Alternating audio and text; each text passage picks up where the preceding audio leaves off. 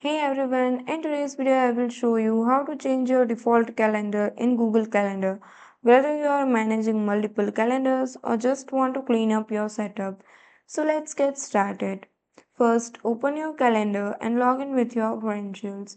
Once you are in, at the center of your screen you will find several events or your tasks you have mentioned.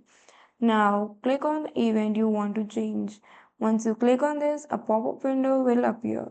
Now, here you will see the option of edit events, basically icon of a pencil. Click on this and here you will see this kind of interface.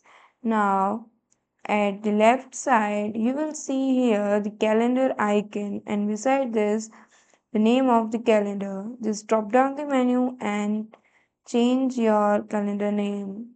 Once done with all of this, click on the save button and as you can see here, your calendar is saved as default calendar. So that's it for today. Thank you for watching.